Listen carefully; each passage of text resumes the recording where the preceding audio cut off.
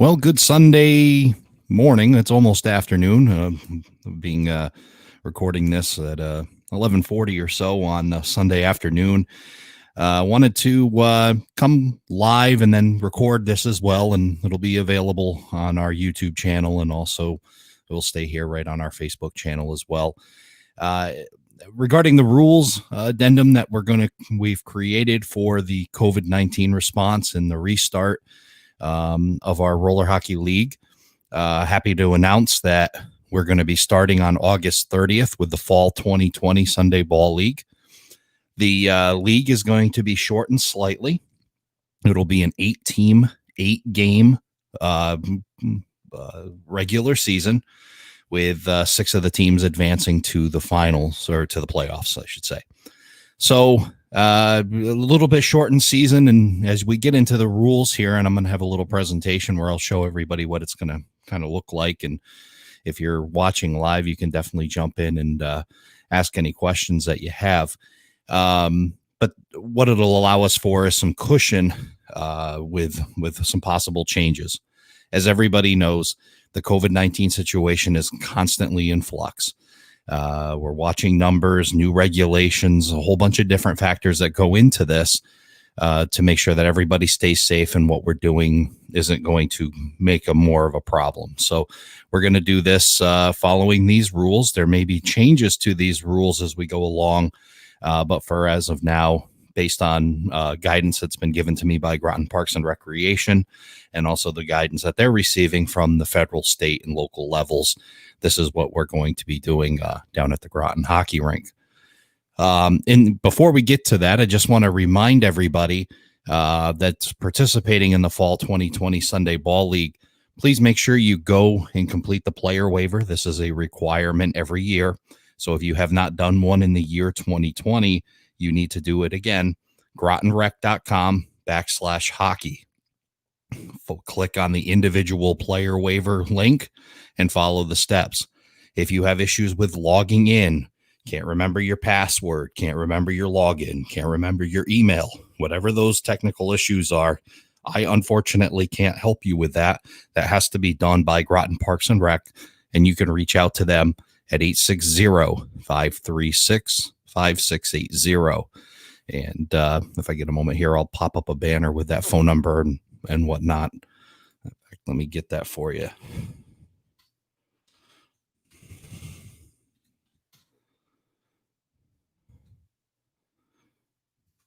There's the phone number, 860-536-5680.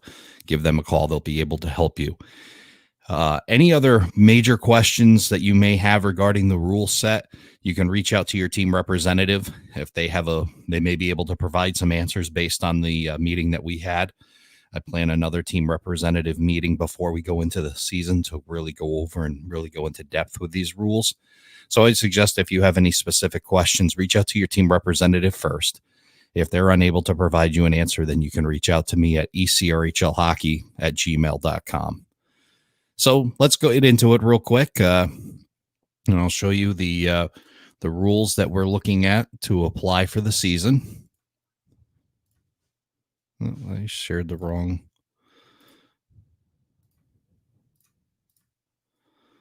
Let's try this again, everybody. There we go. You should be able to see the splash page here. Unfortunately, if you comment during this, I won't be able to see it because I don't have a second screen set up here in the ECRHL studio. So I'll take a look at the comments at the end if you have any questions. So this is our Fall 2020 Sunday Ball League rules addendum for COVID-19 prevention. And I first want to emphasize that our goal with the restart of our season is 0 cases, 0 injuries, as always is, and doing this respectfully in the mindset of the community and preventing COVID spread. So we're going to do everything in our power to do this the right way, and we will, and be successful doing so. So here we go. Here we go. First, the qualifications for participation in the self-health assessment. Each player must perform a daily assessment for any of the COVID-19 CDC-defined symptoms, including fevers, chills, repeated shaking with chills, muscle pain, headache, sore throat, and/or new loss of taste or smell. Players with any of the above symptoms or who have been knowingly exposed to any person suspected of COVID-19 symptoms must not participate. This is a self-health assessment. I strongly ask you, if you do not feel well, if you're feeling sick, if you've been around somebody that's been sick, you've been exposed, please do the right thing. Sit that game out. Don't come down to the rink. Don't come down to watch. Stay home. It's critical that you do that. Any player who tests positive for COVID-19 must not participate for at least 10 days. Their symptoms of COVID-19 are no longer present and have had no fever for at least 24 hours without using medications that lower fevers. Again, if you're not feeling well, if you've tested positive for COVID-19, it's 10 days. Sit out, take your time, get well, do everything you can to keep from spreading to others. And then, when you're feeling better and you've met all these requirements, come on back and get back on the rink. However, and this is the situation, if a player of a team tests positive for COVID-19 in the week following their game, their team and their opponent from their last game will be ineligible to participate for 8 days following their previous game. So to give you an example, if two teams were playing today, we'll call them Team A and Team B, and a player in Team A finds out tomorrow that they've tested positive for COVID-19 and it's reported to us, Team A and Team B would be off next Sunday. That is to prevent the possible mass spread if the teams become infected. So Team A and Team B would get a bye week the following Sunday. And then everybody would have to meet this requirement above, make sure that they're not, again, performing self-health assessments to make sure that they're not having issues. Team dressing areas and spectating. Probably some of the bigger changes that we've had so far. We'll go through them. Prior to and following each game, players must confine themselves to the area immediately surrounding their vehicle or to the dressing area of their own team.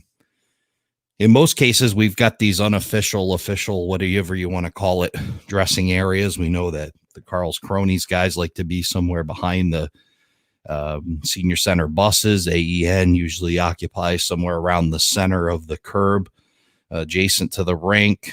Hayes Services is down on the end, down by the library parking lot, and so on.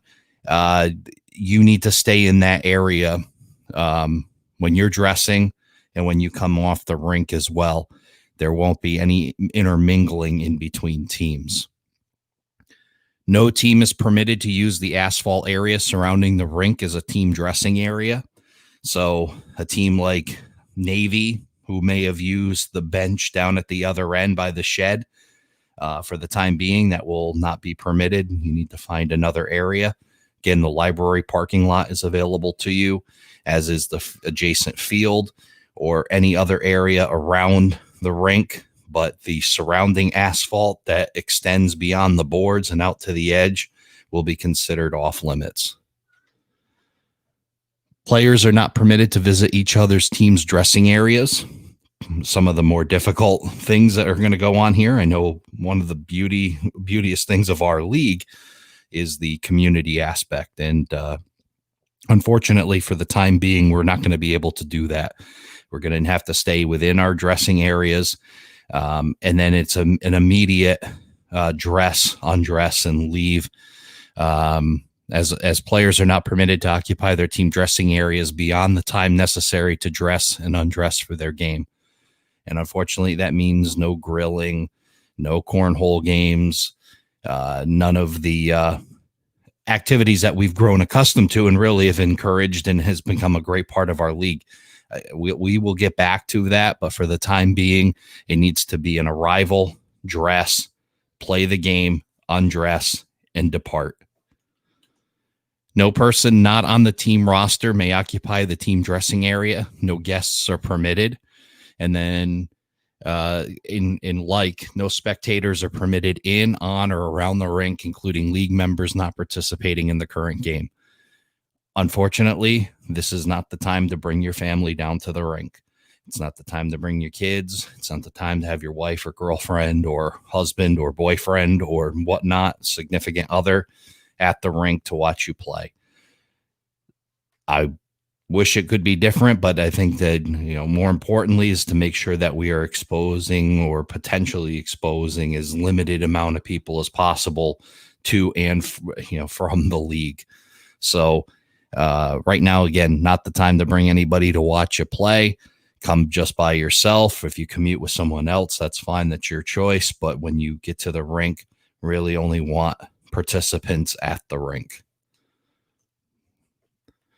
Hygiene and social distancing, whenever possible, at least 6 feet of social distancing must be maintained in the areas outside of the rink.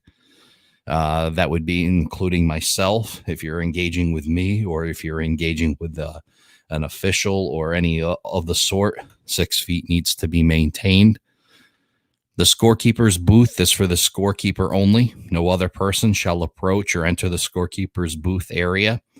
Many a times teams have helped with retrieving balls and bringing them back. I encourage that. With the ball situation is still what it is. We're using a ball that is now obsolete, so we need to recover as many as possible. But roll them over to the scorekeeper's booth. Don't walk up and hand them. Let's keep the social distancing away from the scorekeeper as much as possible. The practice of sharing water bottles is strongly discouraged. Each player should bring and label their own water bottle. Important. The NHL has gone through this. I think they're still going through it, and they went through it a couple of years ago. Even the pros had their own labeled water bottles, and we can do the same. Make sure you bring your own water bottle, put a label on it so people know who it is, and don't share it.